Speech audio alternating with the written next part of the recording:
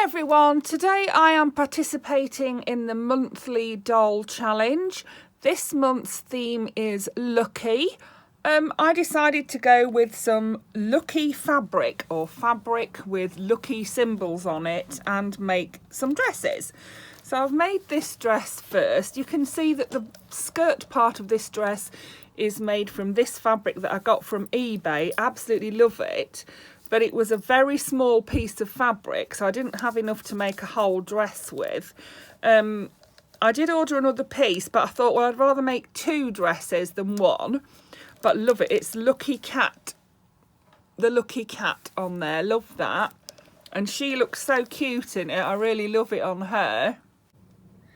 So this was the size of the piece of fabric that I got. It's not even a fat quarter. I think it's probably a fat eighth. It is 8 by 10 inches.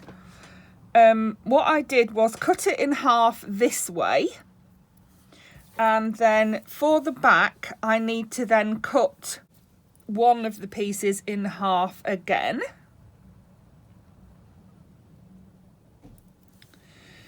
So I'm going to do that.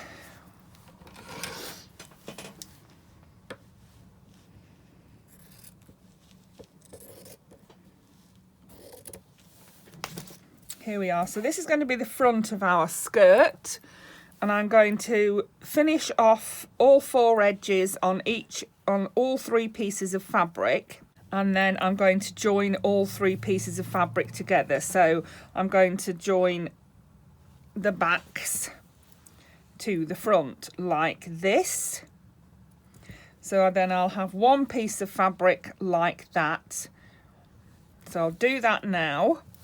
This is the top that I've chosen to make. I've chosen red for this top. This is from the Blythe pattern that I've shown in my other Blythe doll dress tutorial. So I chose red.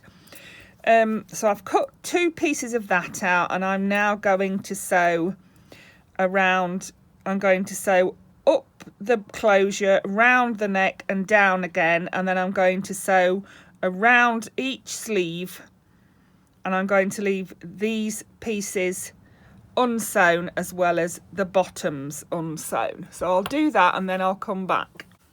So I've joined my 3 pieces of fabric together. I've finished the edge on all 3 pieces to form the skirt. And I have sewn around the neck and the back fastening part, and I've sewn around the sleeves. So the next thing I need to do is turn this the right way out. So I got the piece through eventually. It wasn't as easy as it first appeared. So the next thing I'm going to do is sew up my side. So the side from the back and the side from the front, you stitch like this. You open it up like this and stitch across that whole edge. So I'll just pop a few pins in there.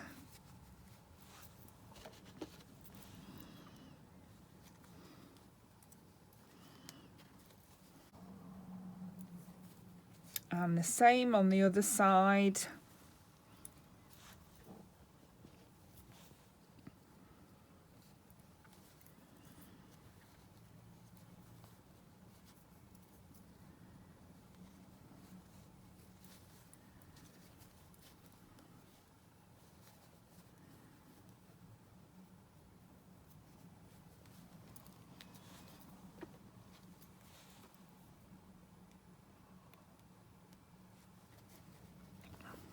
So you can see the pieces I'm doing are these bits here. Here's the armpit, here's the piece I'm going to sew each side, and I've got it opened out and pinned together like that. So I'll do that now. So here is the top of my Blythe dress done, and here's the skirt ready to attach. So what I need to do first before I attach the skirt is to gather across the full top. So the next thing to do is to attach your skirt to your top. To do that, make sure you line up your seam. You've got 2 seams on your skirt and 2 seams on your top. Line those seams up. They're 2 side seams, and pin them into position.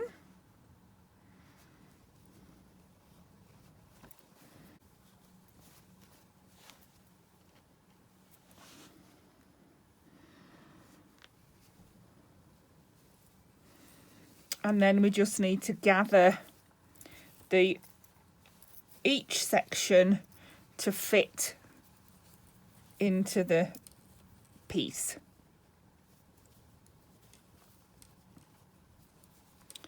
So pin each end in position as well, making sure you leave your seam at the edge. And then we can tighten up our gathers. You can see that it needs to match along the top, and the gathers need to be evened out so that it looks good when it's done. So tighten up your gathers. Don't tighten them too tight though. Spread them out into each piece and pin into position.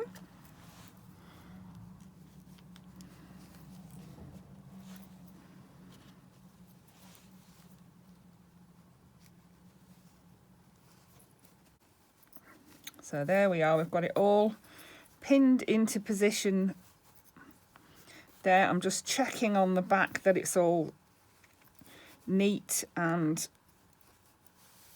evenly gathered. So pleased with that. So I'm going to stitch across there now. So here is my bodice and skirt joined together. You can see that I've finished off the edge at the back too. The next thing I'm going to do is join the back seam.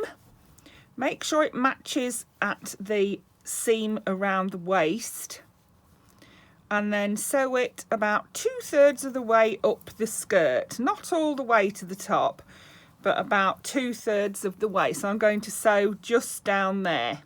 And then I'm going to turn over the bottom edge and stitch that into position too.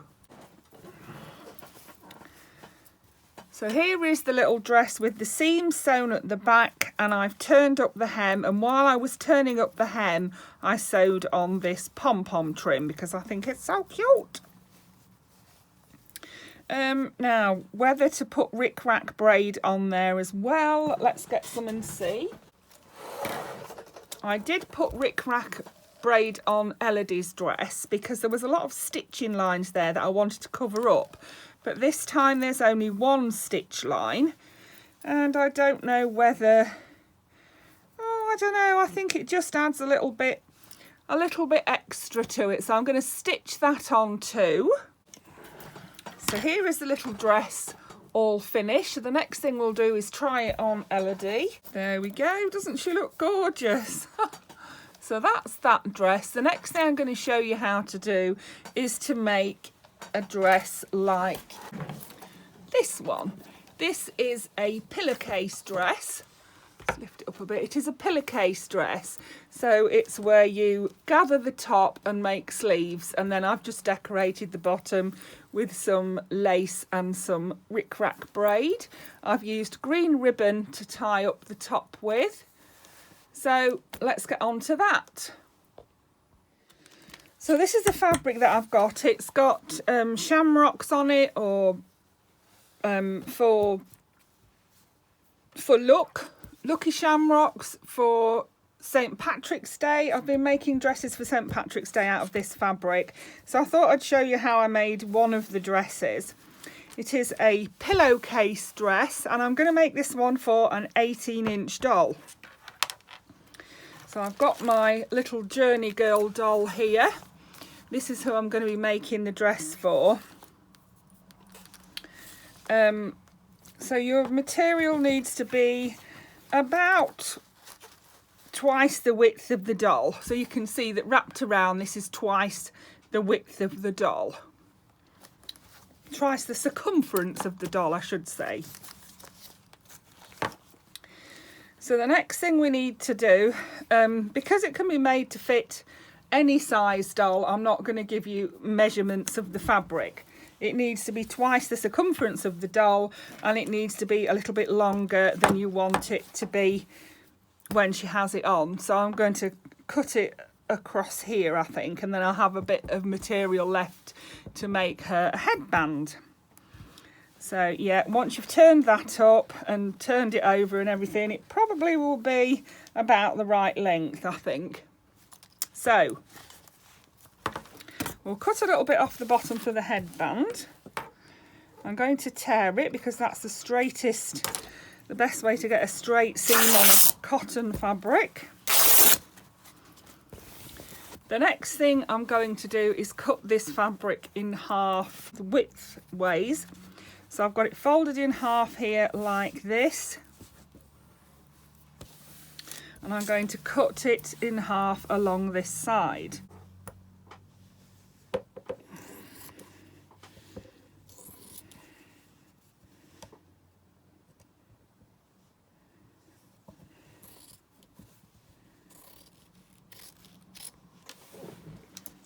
The next thing I'm going to do is edge all the way around this material, because the edges will fray, and this material, we need finished edges to make the dress. So on both pieces of material I'm going to edge all the way around. So I've edged all the way around the two pieces of fabric. The next thing we need to do is, with right sides facing,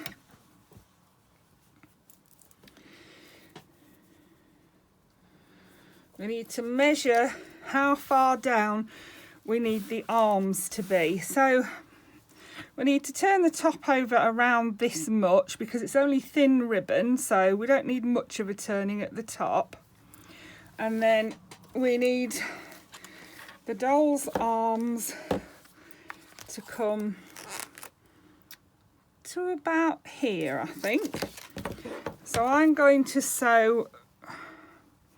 So this should go from her armpit to her above her shoulder, which it does. This bit here will fit nicely from her armpit to above her shoulder, and I'm going to sew the rest of the fabric to form a seam. Once I've done that, I'm going to sew this bit flat like this, because this will form the armpit. And I'm going to do that on all four sides like that. So I'll sew down here and then back up here to form a finished edge. And I'll do the same on this side after I've sewn up these seams. So I've sewn both seams up to where the armpit is, and then I've finished off the armholes at the top here by folding them back and stitching them down. The next thing we need to do is make the slot for our ribbon to go through at the top. So fold your fabric over all the way across the and match it for the other side.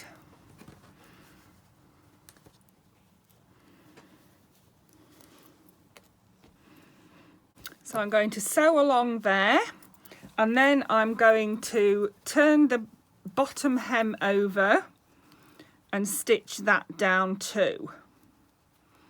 Here we are. You can see that I've sewn the hem at the bottom, and I have added some decorations to the bottom there. I've done my favourite pom-pom braid, and I've done some green ribbon.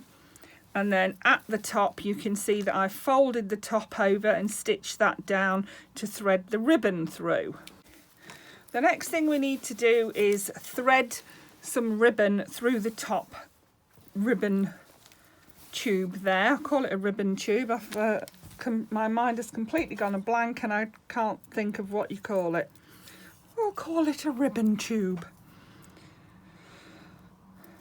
So pop a pin in your ribbon and you can easily feed it through the slot.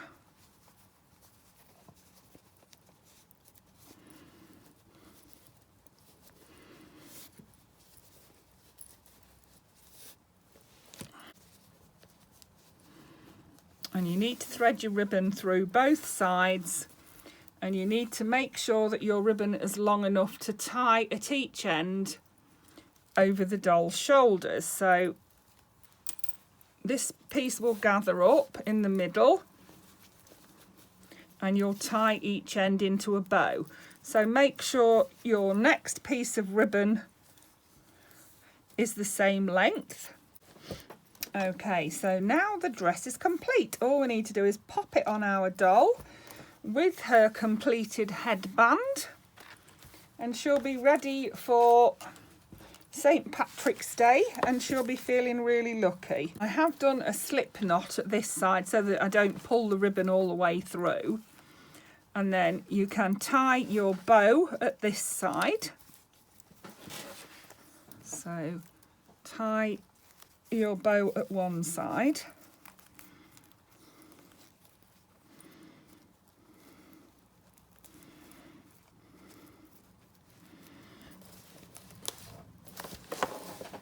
And then tighten up your gathers.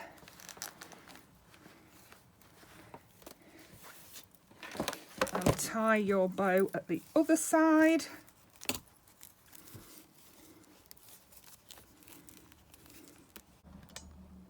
And here we have our dolly in her new dress. So the next thing I'm going to do is pop on her headband, her hair tie, which I've just made from some scrap fabric.